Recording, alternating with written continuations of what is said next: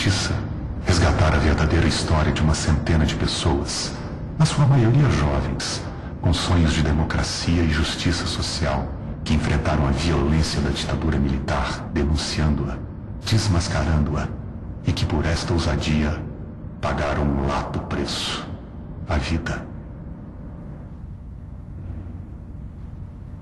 Este processo não é só importante pelo resgate histórico, mas sobretudo na formação da consciência das novas gerações de que tortura é crime e que esta prática criminosa e covarde tem que ser condenada e abolida do nosso país. Tá legal, você que ligou e participou, muito obrigado. Vem chegando aí a Voz do Brasil. Tchau, valeu! Em Brasília, 19 horas. A Voz do Brasil.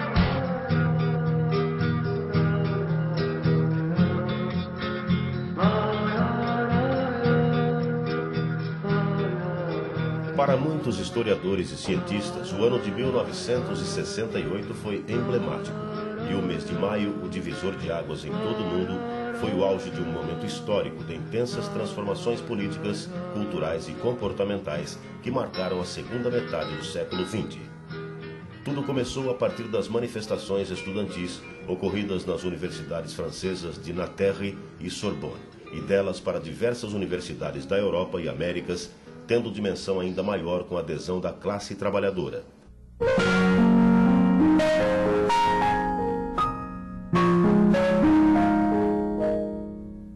O ano de 1968 foi um ano muito especial no mundo inteiro. Foi um ano em que houve um grande movimento na França, um grande movimento popular na França, pela mudança não só das instituições, pela mudança dos costumes políticos. Se falava da imaginação no poder, era uma frase do movimento 68. Então, 68 foi um ano que, se não mudou o mundo, pelo menos sacudiu o mundo em todos os planos. No plano da economia, mas eu diria que principalmente no plano da cultura.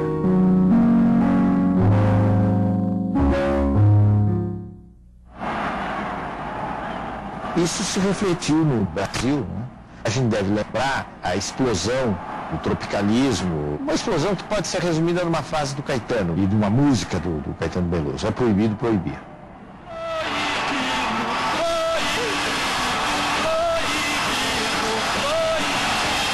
Mas é isso que é a juventude que quer tomar o poder. Vocês têm coragem de aplaudir este ano uma música, um tipo de música que vocês não teriam coragem de aplaudir no ano passado? A história da política brasileira ganha novo enfoque no mês de junho, precisamente no dia 26, quando cerca de 100 mil pessoas ocuparam as ruas do centro do Rio de Janeiro e realizaram o mais importante protesto contra a ditadura militar, implantada através de um golpe em 1964. A passeata dos 100 mil, como ficou conhecida e marcada na nossa história, teve início a partir de um ato político na Cinelândia, na qual estudantes, artistas, intelectuais, padres e muitas mães descontentes com o governo Costa e Silva cobravam uma postura frente aos problemas estudantis. O movimento estudantil tornou-se a principal forma de oposição ao regime militar. No início de 68, várias manifestações tinham sido reprimidas com violência. Prisões e arbitrariedades eram as marcas do governo militar. A repressão atingiu seu apogeu no final de março, quando o restaurante universitário Calabouço, no Rio de Janeiro, foi invadido pelos militares e o estudante Edson Luiz, de 17 anos, morto quando almoçava.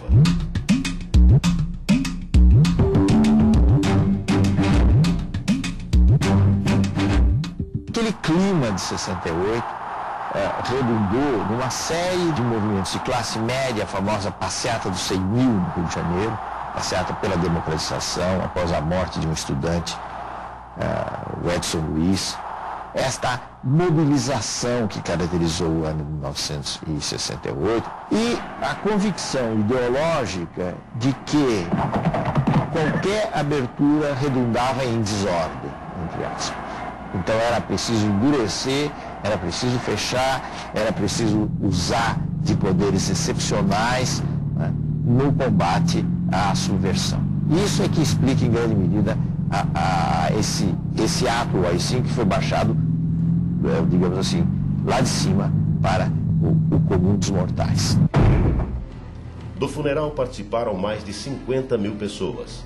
E nos dias seguintes, o que se viu foi uma onda de revolta no centro do Rio, que se espalhou pelas principais capitais brasileiras, com muita violência e mortes. O regime militar desencadeou uma repressão muito violenta, feroz sobre esses grupos e que atingiu, inclusive, setores da sociedade que não estavam integrados nesse grupo.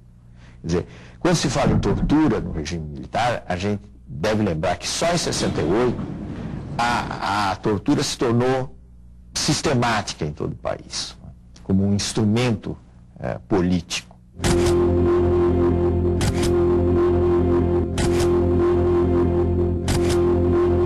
A ditadura mostraria todas as suas garras em 13 de dezembro de 1968, com a decretação do Ato Institucional número 5, o famigerado às avessas AI-5. Por intermédio dele, o governo militar suprimiu as liberdades democráticas. O Congresso Nacional foi colocado em recesso.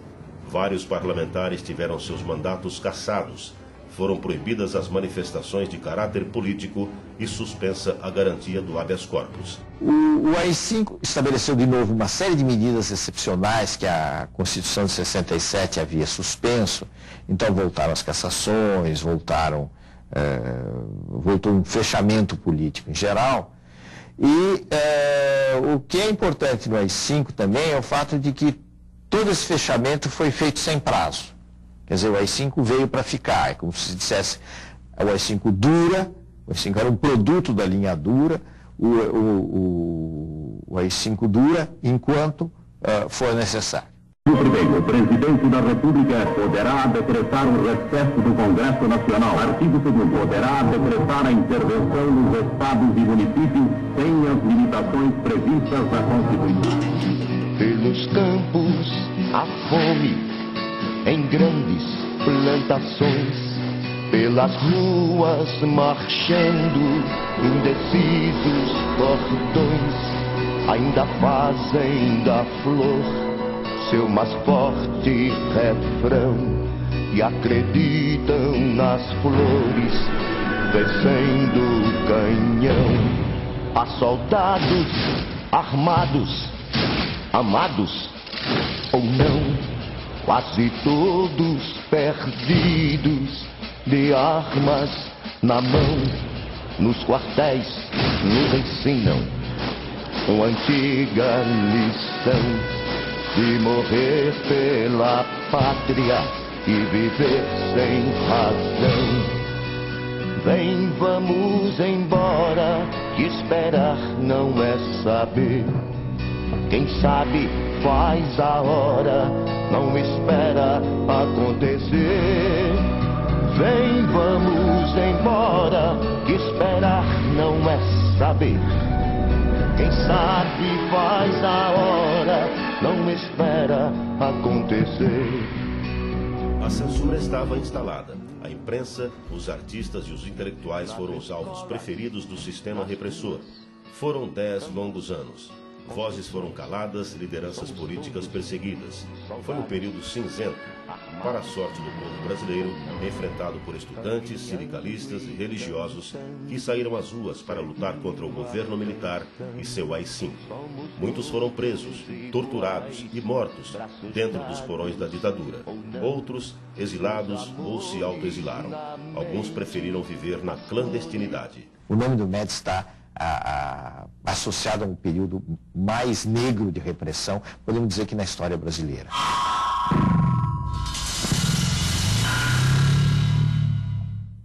Morto é aquele que tem certidão de óbito e um túmulo. Desaparecido é aquele que a repressão não entregou o corpo e nem tem um túmulo onde se levar uma flor.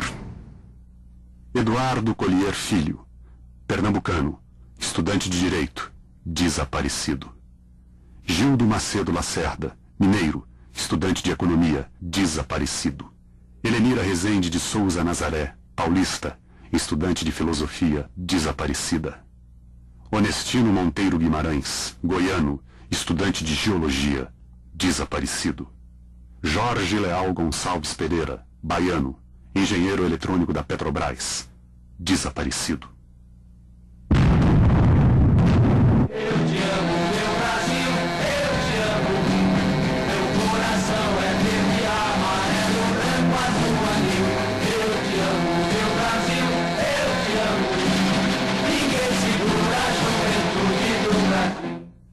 Ao mesmo tempo, o governo Médici foi contraditório. Ao lado da brutal repressão, ocorreu o chamado milagre econômico, que só foi possível graças ao saneamento financeiro realizado no governo Castelo Branco. A economia brasileira cresceu a taxas extraordinárias, mas, ao mesmo tempo, começou a acentuar-se o processo de dependência do financiamento externo. Atenção, desceu Jair, bateu a Paquete, rolou para Pelé, atenção, Pelé para Carlos Alberto, livre a bomba para o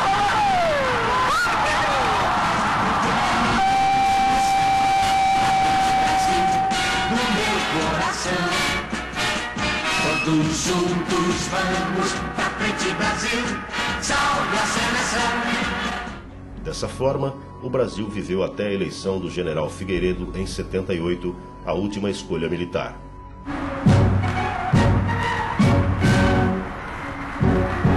Figueiredo tinha por missão continuar a abertura política.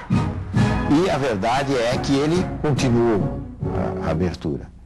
Mas ele, ao mesmo tempo, era um homem que vinha do SNI, do Serviço Nacional de Informações, que era um dos órgãos mais importantes de repressão dos tempos ditatoriais.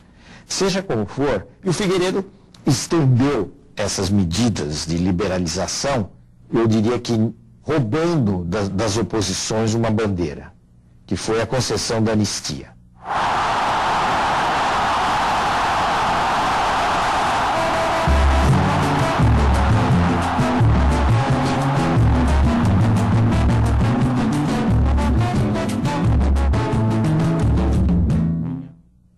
Um dos aspectos importantes do governo Figueiredo foi o fim do bipartidarismo.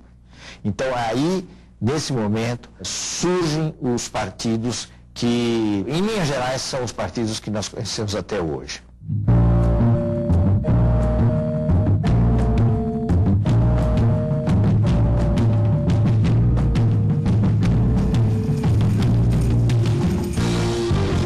Ainda assim, ao final de seu governo, em 83, tentou-se sufocar a vontade popular pelas eleições diretas ao rejeitar a emenda constitucional do deputado Dante de Oliveira, que garantiria a eleição direta para presidente. O movimento foi um movimento extremamente interessante, extremamente importante como mobilização, e que resultou numa grande decepção, porque no Congresso a eleição direta passou, vamos dizer assim, mas não teve os votos suficientes, porque ele precisava do que se chama um quórum especial de votos, né, para ser aprovada. Então, a derrota das diretas representou, para muita gente, uma frustração muito grande. Mas o movimento pelas diretas já se espalhou por todo o Brasil em 1984 e conseguiu calar o regime militar que devolveu o poder da República a um presidente civil, Tancredo Neves. A eleição de Tancredo Neves pelo Colégio Eleitoral simboliza o fim do regime autoritário e desperta grandes esperanças no povo brasileiro. Sua doença seguida de uma morte inesperada comoveu todo o país. Tancredo não chegou a tomar posse e, dessa forma, o vice-presidente José Sarney assumiu o poder. Era o início dos tempos democráticos.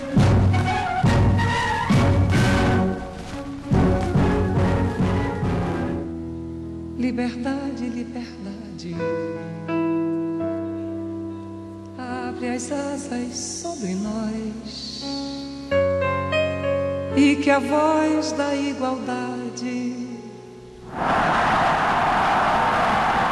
seja sempre a nossa voz.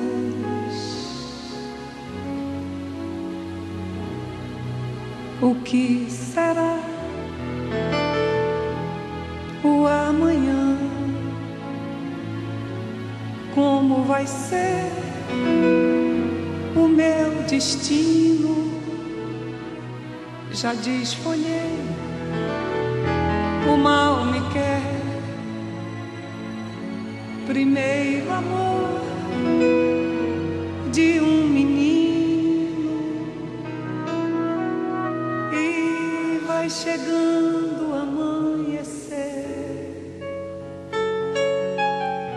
Leio a mensagem, ó dia calmo, e um reaver. Que eu sei, sempre feliz. Como será amanhã? Liberdade, liberdade. Abra as asas. Liberdade, liberdade. E que a voz da igualdade seja sempre a nossa voz. Vem, vem, vem reviver comigo, amor, o centenário em poesia. Nesta pátria mãe querida, o império decadente, muito rico e coerente, era fita, e é por isso que surgem os tamborins. Vem emoção, a bateria vem no pique da canção, e a nobreza vem o luxo do salão. Vem viver.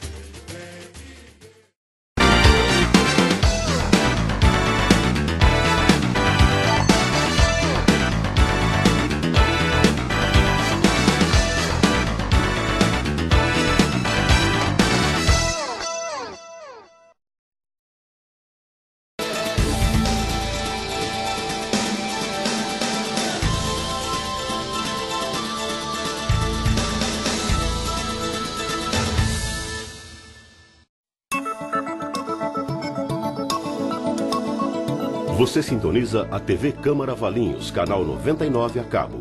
Estamos iniciando a nossa programação. A partir de agora, você acompanha as informações do Legislativo Valinhense. Até às 18h30, você assiste ao Informativo Câmara, um resumo das principais notícias da semana. Produção do Departamento de Comunicação. Logo após, ao vivo, tem Saguão Cultural, espaço destinado aos artistas da cidade e da região. E a partir das 7 da noite, ao vivo, a íntegra de mais uma sessão legislativa. TV Câmara Valinhos, o legislativo mais próximo de você.